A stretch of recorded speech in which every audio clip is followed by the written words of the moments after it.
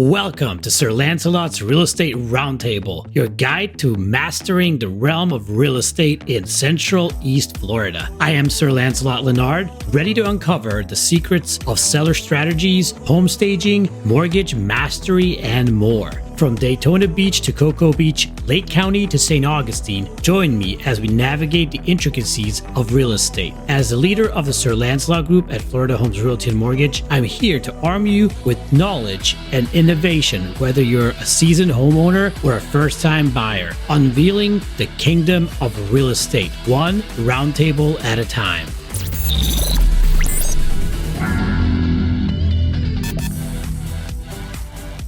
Today on the Real Estate Roundtable, we're thrilled to welcome Kevin Tremble, a force in the Southwest Florida real estate market and the host of the 239 Real Estate Roundtable Podcast.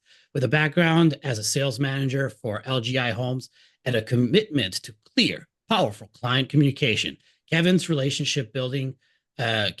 approach to real estate blends high stakes negotiation skills with relationship building that lasts. Join us as we dig into Kevin's insights on communication, market trends, and the art of making homes stand out in any market. Kevin, welcome to the podcast. Thank you, Lancelot. I appreciate it. It's my first time being on the other side of the chair, so I'm actually really looking forward to this. It's gonna be fun. We're gonna make some cool comments on cool questions here. So, Kevin, you've had a unique path in real estate, especially with your time in the new home community, LGI Homes. How did those early years in new construction and consulting shape your approach now? Yeah, I think it really taught me how to sell, right? So the company I was with, LGI Homes, I mean, they always said, we are pretty much a sales and marketing company that just happens to build homes, right? But it is very sales-based, very sales-forward. So it really taught me, selling and lead follow-up, and I guess removing the fantasy land of that every lead that you get is going to turn into, a closing, right? Like, I really learned real estate is a numbers game, right? You call 100 leads a week, 20 pick up, 10 set an appointment, 5 show up, 2 qualify, 1 buys, right? Like that's it. And I feel like once you can have that expectation, you're also not going to be, as disappointed when people stop responding, people don't show up, deals fall through, right? So it really taught me to build some skin, lead follow up, discipline, and how to sell. So that's great statistics, by the way. One out of 100. They're made up in my head, but it's something like that, like you know what I mean, right? Like yeah. I mean, I wish I could do that. That's 52 deals a year, my friend.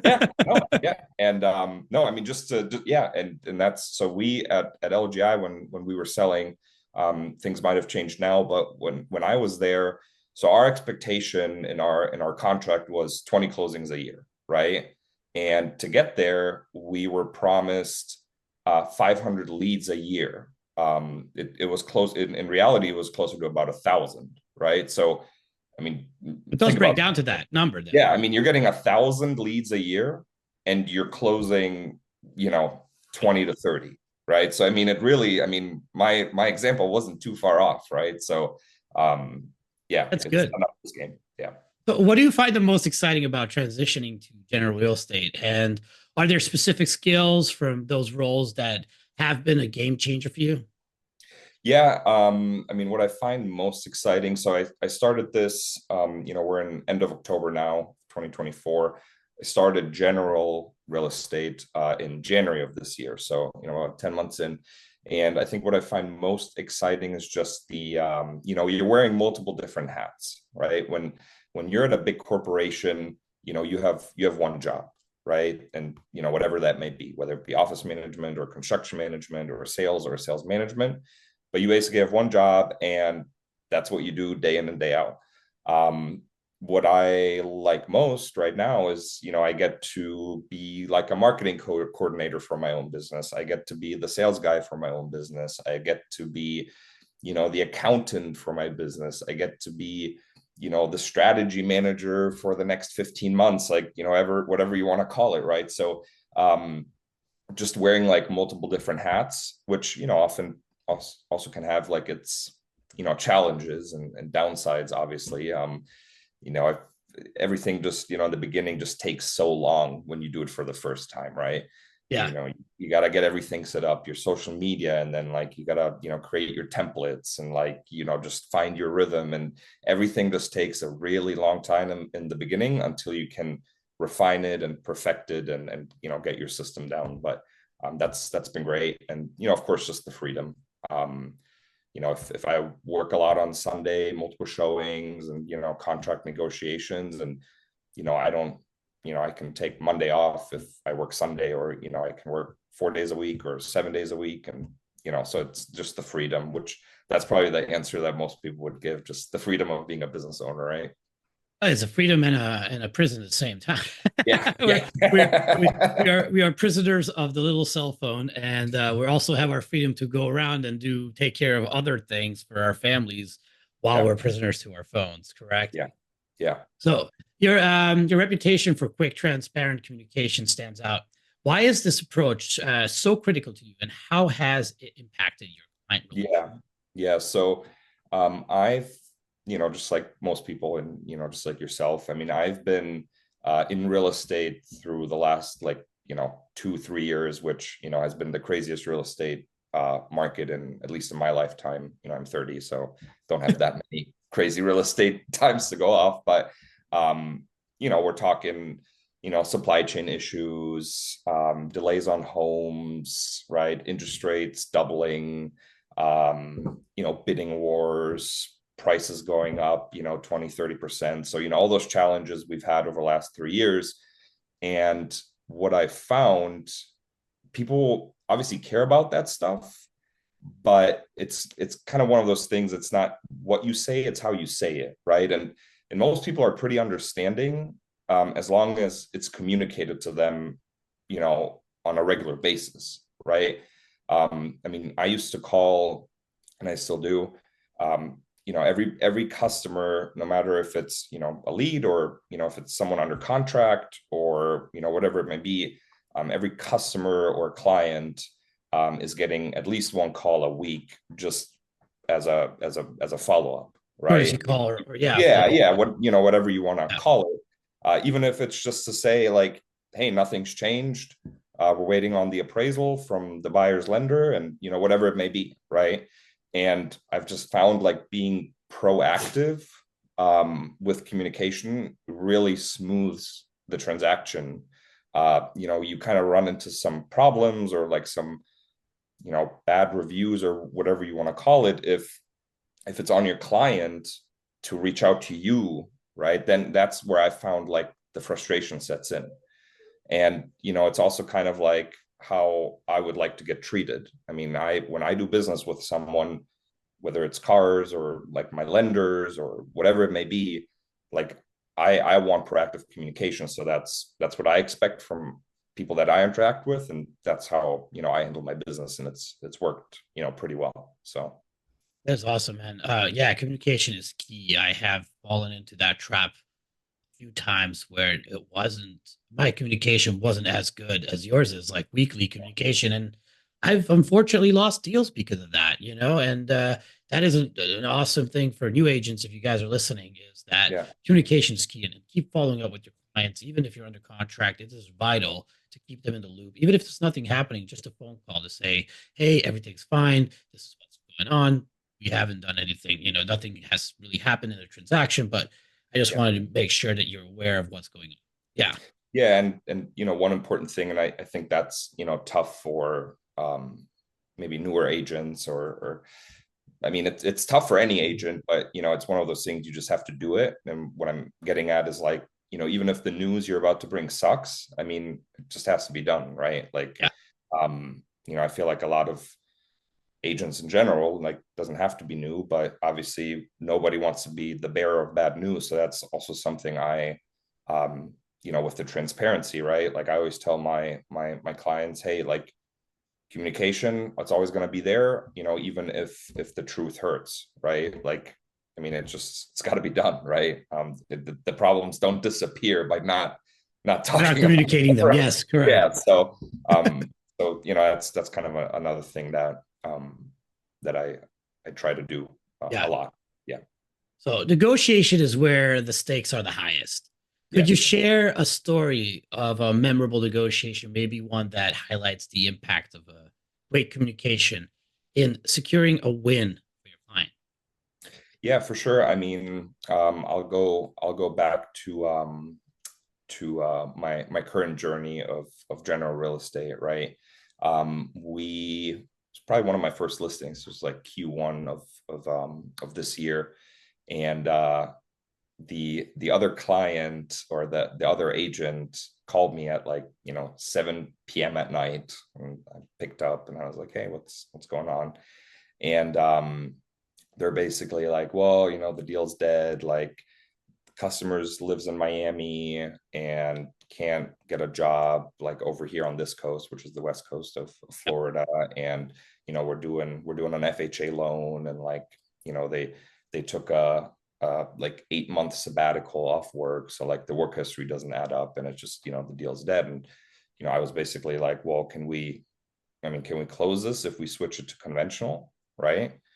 And as some of you guys might know, on a conventional loan, your debt to income ratios are a lot tighter. So usually it's a lot tighter to get qualified for than on an FHA loan, which means usually for the seller, I was representing, more money involved, right? But in this case, and just sort of saying, hey, like let's just do conventional. The other agent was on board with that, but let's just do conventional. We'll give you 10 grand to buy it down the rate. We increased the price of the home by 10K and gave them an additional $10,000 in seller concessions. So we actually were able to close the deal. My seller didn't lose any money. So that was definitely a win. They were, super, both parties were super grateful. The buyer was grateful that they could still close, and the seller was grateful that, they didn't lose any money, unless what was pre-negotiated before we went under contract, obviously. So really thinking outside of the box. And I feel like that kind of stuff like just comes with experience, right? Obviously new agents, they don't, necessarily know the ins and outs of FHA, conventional, what's the differences, like all that stuff. But, that stuff just comes with experience. But that's why I would also say surround yourself with like successful people, especially in the beginning, right? Yeah. Whether it's be an agent as a mentor, but also successful title companies, successful loan officers, successful appraisers, successful insurance agents, especially in like this day and age where, it can be a little tough to get insurance. Surround yourself with successful people, and, that success will kind of rub off on you a little. And then soon enough, you'll be able to kind of have those things and connect those things, and Putting one plus one together and figuring yeah. out that out of the box thinking to make Yeah. it happen for everybody to be happy. Yeah. Yeah. Exactly. So, Kevin, the market presents both challenges and opportunities. What trends do you see shaping the market right now, and how do you help your clients navigate them? Yeah. I mean, the way I see it is, real estate, it's kind of like the stock market, right? There's buyers and there's sellers, and there's times where the buyers win and the times where the sellers win. I would say over the last 3 years, we've been in an environment where the sellers have won, right? You list a home with iPhone photos, it sells in 48 hours with multiple offers above asking, right? Correct. That has shifted, at least in my market. So I also just want to say, every market in the United States is a little different. When I see the national median sales price, month over month, they continue to go up. That is not what I'm seeing in my market. I'm seeing price reductions, higher days on market, things like that. But to, back up for a second. So that environment where the sellers have been winning, I mean, I'm definitely seeing that shift in my market, right? So I think now it's a little bit of the buyer's turn, right? Yes, you have our higher interest rates. That is correct. But with higher interest rates, demand goes down, and with, lower demand, typically sellers need to do more to get their home sold, right? Inventory goes up, demand goes down, homes sit longer. But guess what? Like people still need to sell, at least some people, right? They're getting, kids, there's sicknesses in the family, there's death in the family, there's job relocations, there's job loss, like whatever it may be, like people still need to sell. And I actually think it's a great time to buy right now because you're getting you're getting a good deal, like on the price of the home, you can negotiate some great deals, whether it be new construction or resale. And, frankly, like, who cares about the rate? I mean, the rate, yes, it's 30-year fixed, but if the rates drop, like, you refinance it. Like, you're not, I mean, most of these loans that, for our purposes, like FHA and conventional, like, they don't have prepayment penalties, right? Like, you, in 12 Correct. months, I mean, the Fed's, nobody has a crystal ball, but looks like the Fed is continuing to lower rates probably over the next 12, 15 months, at least what I'm reading. So, buy the house now, get a good deal, get a good price on the home. You can never go back and renegotiate the price of the home. So get a good price, get your closing costs paid, or at least a contribution, and, see the rate as just something you have to eat until you can refinance. And Get some things fixed on the home too. That was yeah, not happening in 2025. yeah. I mean, whatever Get your inspection, get your better price, get your things fixed, get money towards closing costs or all your closing costs paid by the seller, your agent fees, etc. as well. Because now is the time, because when it's becoming a seller's market, that paying your agent fees and compensation and stuff is going to go away. Yeah. And then, so that's kind of on the buyer's side. I mean, when people, when we're out, I don't know, with friends on a Saturday night, and, friends ask me, is now a good time to buy? I mean, my answer is yes. For those reasons. If they ask me, is now a good time to sell? I would say it depends. Like, what are you trying to do? Like, what do you want to accomplish? Yeah. Like, I mean, are you trying to sell your home to maybe get into something bigger? Like, I think that could also make sense, because yes, you're getting less money for your home right now, but your new home is also going to cost less than it did, like, let's say 2 years ago, and maybe even will in a year when, rates drop and demand goes up. So, but if it's just like, hey, I just want to sell my home to, like, get the most equity I can, then, I mean, my answer is no, not right now in our market. But yeah, of course, I mean, if you have to move because of your family or whatever, then yeah. That answers my question. The next question I had was, what advice would you give to sellers in this competitive market? But yeah, basically, if you need to, or you're upgrading, yes, it's a good idea. If you're just doing it to cash out and move it to rental, don't do it. It's not worth it. Yeah. Especially if you have a good rate, keep it, hold it if you can, as long as you can, Yeah, if you're moving because of work, or like this is going to cause you to not take a job, I would say do it. If you want to replace it with a bigger home, I would say do it. But if it's like, we just, want some more or if you got a great deal, keep it as a rental and then go buy another house if you can't afford it. Like, it makes a lot of sense, because people are still looking for rentals, because market is still we're still missing about 5 million houses on the market. So. I mean, we're seeing that a lot, right? I'm sure it's the same with you. Like, for, what do they call them? First time landlords, where people, maybe 3 years ago, 5 years ago, those people would have opted to sell their home. Now it's like, well, I don't want to sell it for that price, but I need to move, so let me turn it into a rental, right? Like, you're correct. Definitely seeing that a lot, for sure. Yep. When it comes to relationships, building, and you have a stellar reputation in that, building relationships. What's your secret for building lasting relationships with clients? I know your follow-ups are like amazing, but tell me other things. Yeah, I mean, I think number one thing is, we used to call it rapport, right? People, indicate you care, right? People don't really care how much you know until they know that you care, I guess, would be, if you to sum it up. Good way to say it. I like that. Right? It's a golden nugget there, guys. Yeah. And I mean, there's many, like, little nuggets. I mean, that's one. Another one is, God gave us, or whatever you believe in, God gave us 2 ears for a reason and only one mouth, right? So I feel like a lot of mistakes that a lot of salespeople make, that I've seen, is they just talk and talk and talk and talk. But sales it's not a talking job, it's a listening job, right? Like, you got to listen your way into the sale. And, like I said, people don't care what you know until they know that you care about them. So, just rapport, just be a human. I don't really treat my transactions very business-like until, it's time to do so. I mean, they're very, how many kids do you have? Like, what are their names? How old are they? What do they like to do?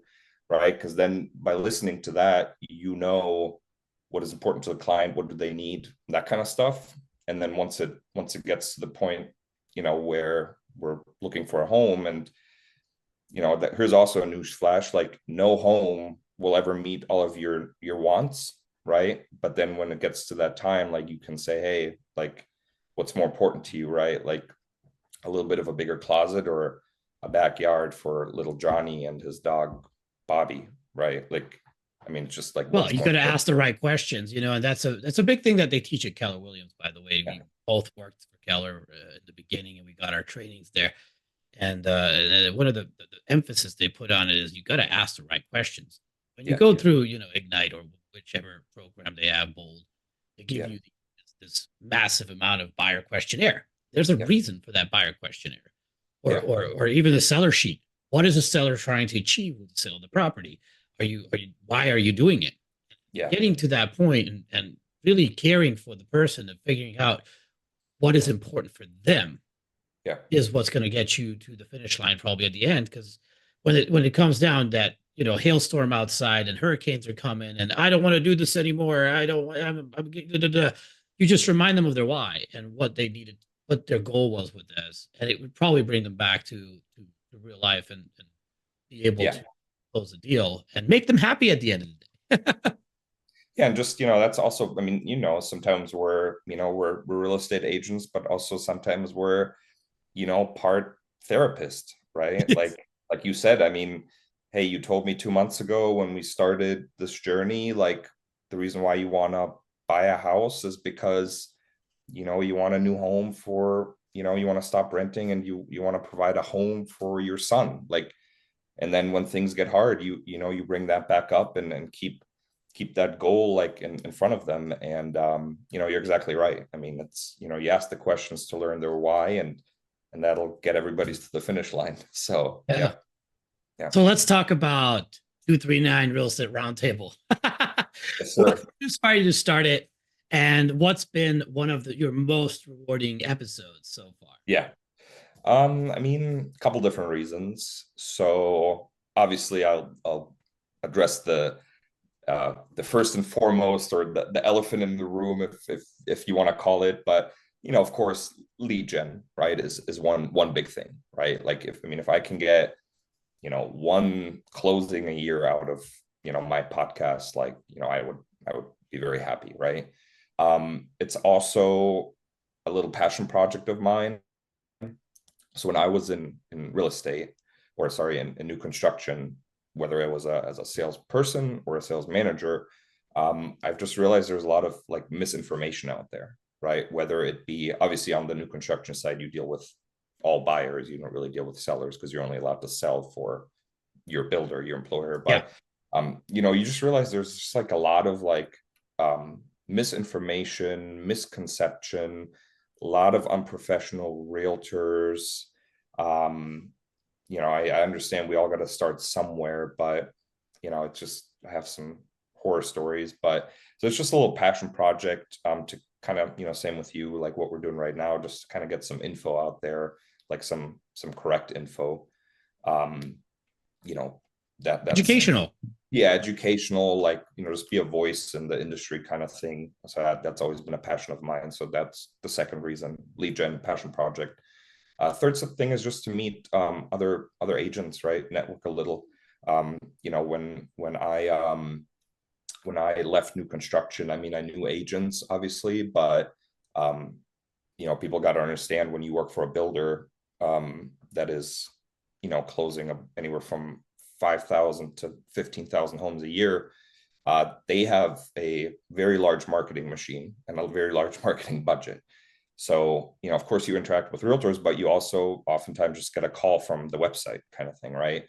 So I just wanted to get myself out there, network, meet new people, especially realtors, bounce some, ideas off them. What are they doing? What's working? What's not working? And it's been cool. Like I've built some relationships, and then when you browse the MLS and you look for a listing, sometimes it's like, oh, John Smith, like, oh, cool. Like, I know that guy now. Right. And then like you call them and it's like a completely different conversation. It's like, hey, John, remember me? We did a podcast like 3 months ago versus like, hey, I want to get some more information from 123 Main Street. Right. Like, so, so it's just, so those are the It's kind that of rapport building we talked about earlier with your clients, but you're doing it with agents as well. And I think rapport with agents is just really vital in our business. And yeah. there's a lot of aspects to that. Number one, I recently just talked to Malcolm. He was another guest on my podcast. He's up in New York, and he told me about how important it is for him as well to build relationships with other agents. Because that's, as you said, you pick up the phone and talk to the other agent, he is picking up that phone with a different mentality when he knows that, oh, I know that agent. Great, I'll pick up right away. Some agents don't pick up their phones, but if they see if they know someone, they'll pick it up right away. It's like, oh, hey, how's it going, man? How you been? How's business, et cetera, et cetera. And then besides that, when you have, Malcolm was explaining it, and you have 3 offers at 1.5 million, all of them are the same. Guess who's he's going to push for? Probably the guy that he knows that, Yeah. hey, I know this guy. He's a legit guy. He's going to close the deal. I've done deals with him before, or I've had longer conversations with him. So rapport building is key in our business. And if you're looking for a good agent, the agent that is well connected with other agents is the one probably that's going to get the job done. Yeah, 100%. I was going to say that too. Like, you like to do business with, people that you've maybe done before. You trust in somewhat way. You have a rapport build. Yeah, exactly. So you got such a unique perspective given your experience with new construction homes. What do you say are the biggest differences and challenges between selling new construction and existing homes? Yeah. Well, that could be a topic for a whole podcast. Yeah, I know. And full disclosure, I might be a little bit biased, but the facts I think don't lie. When I work with a buyer, new construction is usually always our first option and our first stop. The only time where, and of course it depends on your client. The only time I wouldn't do new construction as a first stop is if the client is extremely like area motivated, right? They got to live in like, prime location, downtown kind of thing. Just, it's usually built up. There's usually not enough space for like a big national builder to buy enough land for it to be worth building like towards downtown, right? That's why you typically see the new construction projects are going to be, on the outer ring of whatever city you live in, because that's where the land is, right? So unless someone tells me, hey, like I'm okay with buying a house that's, 40 years old, that's a little bit smaller for the same price, but I gotta be like downtown. Unless that is not the case, then usually new constructions are first stop. And, there's a couple different reasons for that. And markets change and those kind of differences change. But, in today's market, I just closed on a new construction deal, first time home buyer on Friday. Today is Wednesday. So we closed Monday. My apologies. So we closed like 2 days ago, 4.875% interest rate for 30-year fixed, all closing costs paid. You have warranties. You have a smart home with, security camera, smart switches, a keypad on the front door, like, you get a lot of bells and whistles. Yeah. And, you're pretty much priced at the price of like a resale home, and you have like warranties. I mean, you have a 10-year structure warranty, your AC is 10 years, you got a 1-year bumper to bumper, so to speak, wall to wall, whatever you want to call it. It's, in my opinion, like it's kind of a no-brainer, right? Insurance as well. Yeah, insurance. Yeah, great point. Way lower than on resale most of the time. Yeah, most of the time. Yeah, we're talking against ourselves because we sell resale houses most of the time. Is real. I know.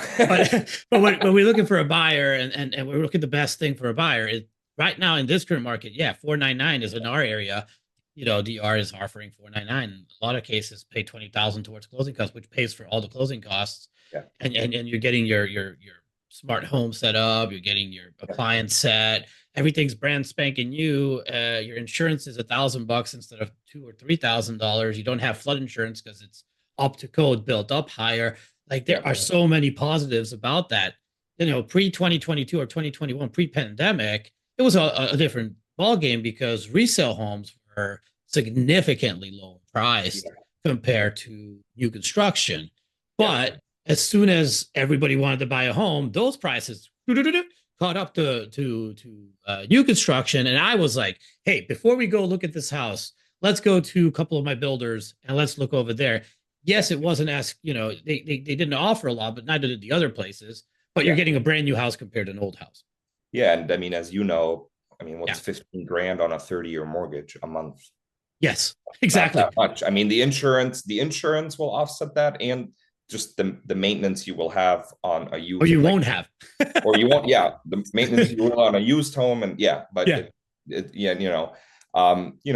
with that being said, you asked also about like some challenges. Obviously, I think it's important for people to, when we do new construction, especially if they're big builders, right, and you're not in a budget where it's a custom GC. I think people need to kind of understand, like, the builder you're buying a home from, he's not your GC. They are not obligated to, fix certain things. I mean, there's, a building code booklet, which is about this thick, that they build to, when it comes to, paint chips, cracked concrete, there's certain guidelines, if a penny fits through it, like, then it's bad. But, so I think that's important for people to realize, like, hey, like, it's not time where you just send them a list of like 100 items for them to fix, and say the contract, right? Like, I mean, I read it, I tell my buyers, this is what you're signing up for. If you don't like it, like, there's nothing, like, the builder isn't going to change it, right? Like, I've had instances when I was working for builders, people would send back the contract with, red strikeout, and it's like, no, like, builder's like, nope, we're not accepting that. That's I mean, you sign it or you don't. Like, if not, the other guy will. Like, it's, I feel like that's kind of important for people to know that, they're not GC. Contract is what it is. Yeah, I know you can't really change anything in a builder's contract. Also, these minuscule things, it's within the margin of error according to building code. So they're like, I'm not gonna, do these things. And the best way to, as you're a great communicator, and you tell your clients this up front. Guess what? A lot of reps at the builders, Lennar, DR, doesn't matter, all of them, they do not specify these things to you. Yeah. Because when you hear bumper to bumper or wall to wall, you think like a car. Anything that's wrong with it within those boundaries gets fixed. It's not true. Because if it's in the margin of acceptable error, you're not getting that fixed. Like, I had a bunch of outlets that are crooked, but it's crooked just a little bit. It bothers me as a homeowner. I live in new construction, so I'm a big fan of new construction. Same. But but the builder says within the margin of error, like stuff like that. I have a friend that has tiles that slope a tiny bit in one direction. And the builder's like, I am not breaking up all your floors to replace those tiles because it's within the margin of error. Yeah. Then set dry, blah, blah, blah, blah, blah, Yeah. And that's the truth. That's the truth. Everybody should know about that. Not every builder is going to be, unless, as you said, you have your own GC, you're building yourself. Here are the plans. This is what I want. This is my lot, et cetera, build this for me. If that's the case, then guess what? That GC is going to come back until the end of his life and fix anything that went wrong with that build. But when you're buying from a national builder, you're going to expect some issues, but you're still getting a better deal because you're still getting new home with a new code and a lot of positive things about that. I agree. Yeah. 100%. That's awesome. I mean, I'm a big fan of new construction. I've owned a couple of homes, and I've never bought a resale home. I've always been new because it just, during my new construction time, we got discounts, obviously. So it's like, wasn't even a thing buying resale. Yeah, it makes even more sense. So where do you see the Southwest Florida real estate market heading in the next few years? Are there strategies you're putting in place now to prepare for that future? Yeah. Well, I think, and generally speaking, there's a lot of uncertainty right now, and because of the hurricanes, right? I mean, the market is going to be the market, right? There's going to be ups and downs. I mean, it has been for 100 years. It will be for the next 100 years. People that have been in this game for a little longer, they'll tell you I was selling homes in the 80s with 15% double-digit interest rates, right? So, I mean, the market, in short, interest rates are coming down. I personally believe that'll kind of unlock a lot of things. Buyers that have been waiting on the sidelines are going to enter the market. Sellers that are locked in at a 3% interest rate, and now they can buy a new home for 4.5%, 5% interest rate, that didn't want to leave their home because they didn't want to pay 7%. It's going to unstuck everything, right? It's going to normalize. There's going to be more demand. There's going to be more supply. Everything's going to flow better again. So that, as far as like the market goes, I think where I'm at, Fort Myers, Cape Coral, Lee County, Collier County kind of area, there's a lot of uncertainty with hurricanes right now. It remains to be seen. And this is just my personal opinion. Are people, let's say from New Jersey, instead of moving to, as an example, Cape Coral, which is right next to, the ocean, essentially, it's like a little tip, and then it's surrounded by like the ocean, like the Gulf, and then like the Caloosahatchee River, which, flows into like the Fort Myers area. So you're like basically have 270-degree water around you. They got hit pretty hard during Ian. They got hit, they always get hit hard when a hurricane comes because they're so close, right? Are people from New Jersey still going to move there, or are they going to move to East Fort Myers, like inland, right? How is that all going to play out? The answer is I don't know. My personal opinion is, I think, and I'm seeing this already, people don't want to deal with it anymore. People do not want to deal with major hurricanes every 3 years. People do not want to deal with insurance costs doubling in 3 years. People don't want to deal with not getting insurance. There's tons of stories right now in my county where people just got done with the renovations from Ian, and then they flooded again with Milton and Helene. Like, people are just over it, right? Like, my personal opinion is people are moving farther east, and in your case probably farther west, because you have the Atlantic. West of 95 and then that's where new construction's happening in our area. Exactly. And in my case it's east, right? East of 75, because and so I'm seeing that. And so when it comes to how do I set my clients up for success, when it comes to that, obviously I inform all my buyers of that trend that I'm seeing. That might recover, right? People that have been doing this for decades, they say, well, it's always been like that, right? We had Charlie and Katrina and the Irma, and then whatever, like the first 3 years after that, like, and then people forget. Like, I don't know, but I'm definitely right now seeing more of a trend. People are just over it. Like, even after Ian, I had a lot of clients, house got flooded, insurance money came in, they fixed it, sold it, moved inland, right? Like, so but they're not moving out of state. They're just moving more off the coast. Off the coast. And, that also remains to be seen, right? Insurance, it's really something that, I personally worry about. I have investment properties. Real estate is my livelihood. Like, I really hope the government of Florida, like, we can kind of figure something out, right? We definitely need some solutions on the insurance department, because I know Citizens is trying to help as much as they can, but I have a fourplex in a AE flood zone, and neither of the hurricanes flooded my property, but I still have an $1,800 flood insurance policy. And before I switched to Citizens, I had a $5,200, went from $2,200 to $5,200 in my insurance policy. Then I switched to a $3,200 policy, but that's still a lot for a property that's full block. There's no drywall in the property. Everything's block. It's just insane. And it's like 2,000 square foot total. Like, it's not a big property. It's a lot of money for insurance. Yeah, it is.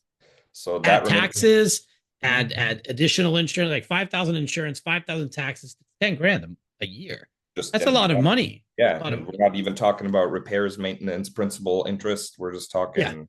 Talking generally expense that you have to pay for, So, that remains to be seen. Are people, Florida's always lived from people relocating, right? That's been the bread and butter.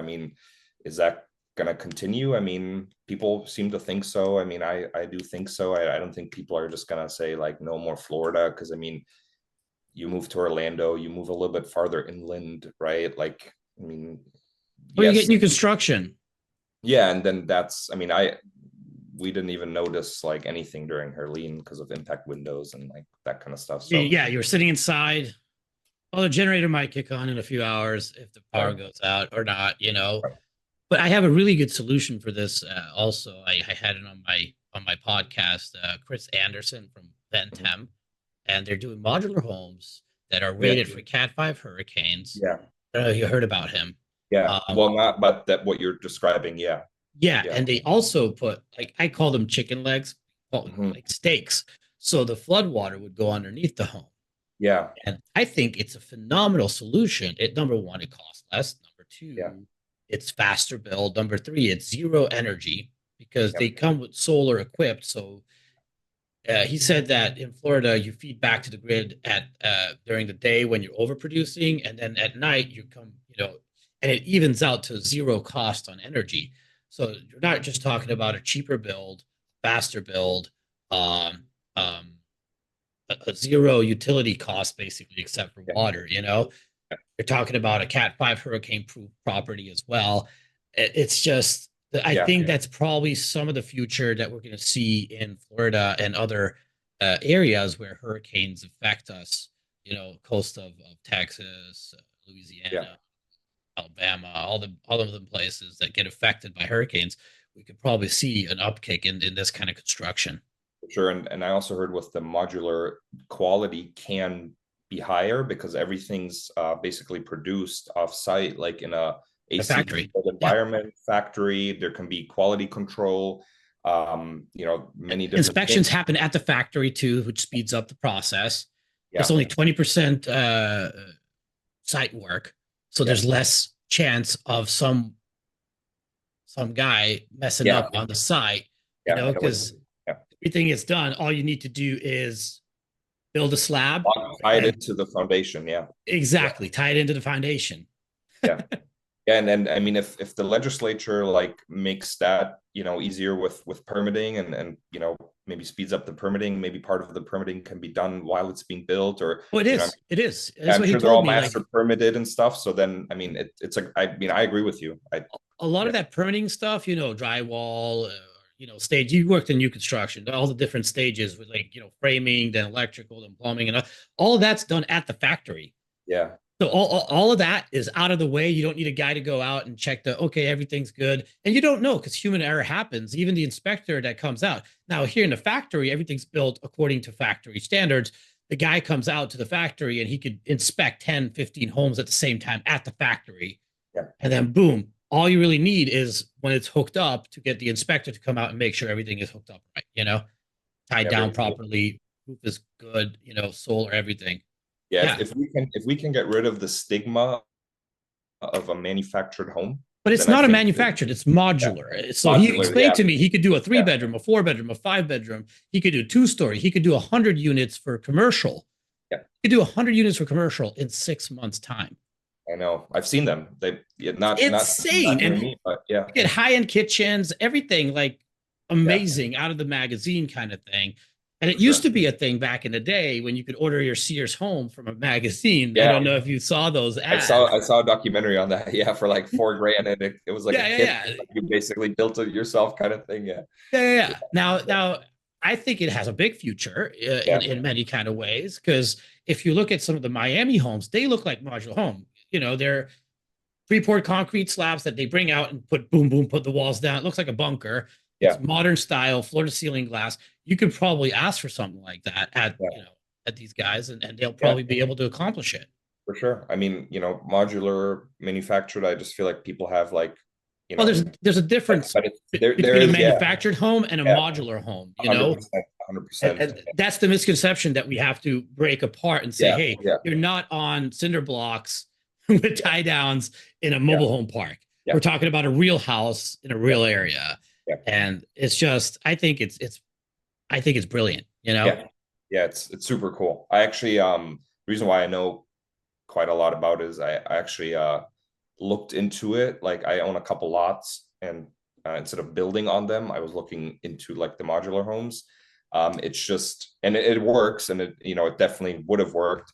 It's just, we're not there yet where like every GC knows how to like, tie that in and the municipalities. And so, but I agree. I mean, I would So buy they one. do at the factory every quarter training for general contractors. They train them how to do this. So if you're interested, look at vantem.com, go online and find Chris Anderson. He's the owner, vice president of the company, and hook up with him. Bruno can probably hook up with the podcast episid. Maybe super cool. Enjoy talking to him about this, because I was like super stoked when I talked to him. I was like, this is amazing, man. Like, why did I hear about this before? And how long will it take to get it to my area? Let's start putting these houses up. Maybe it'll solve some of the affordability crisis too. Exactly. That's also what he said. Affordable, because it takes so much less time and so much less human involvement resources, that it costs so much less. The overhead is just immensely lower than on a regular construction where you employ 100 people to build a house. You have your cement guys, you have your paver guys, you have your wall guys, you have your drywall guys, your painters, your kitchen cabinets, countertop, blah, blah, blah, blah. Everybody's a different company. Everybody's a different company. And trying to get them all together, you are in new construction, so you exactly know how this goes. I'm like, guys, didn't show up, so now we're behind by 5 days again because the electrician can't come and this can't come because this guy can't do his work until the electrician does his work and it gets inspected. And So think about this. Like, here you go. You just, cut the fat off by 2-3 months in construction time. He said from start to finish, from contract signed, deposit made, within 90 days, he can deliver a 3-2. Cool. Super cool. I asked him, and how about let's say 6 townhouses? He said, add 2 more weeks to it. Cool. Yeah. I'm like, holy cow. So, because he's like punching it out, bomb, bomb, bomb, bomb, bomb, and then done, know? Yeah, it's very cool. Isn't that insane? I'm like 6 months for 100 unit commercial rental. Yeah, imagine what that was. That's a 2-year build. That's a 3-year build usually. Yeah, it's super cool. I agree. I looked into it, and there's a reason why. Yeah.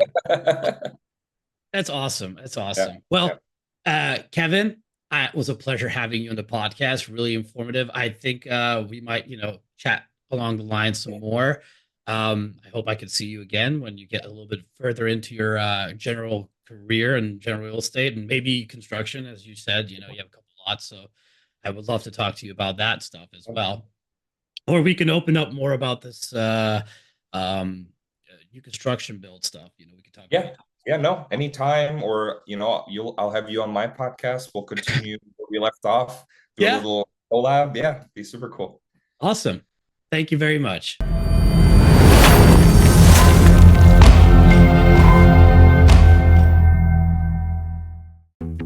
Thank you for joining us on Sir Lancelot's Real Estate Roundtable, where we've unveiled the mysteries of real estate together.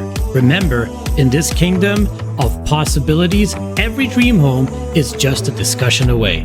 I can help your real estate dreams come true. Just call me at 786-449-7518. Until our next roundtable, may your ventures be prosperous and your homes be filled with love and joy. Farewell, fellow knights of real estate.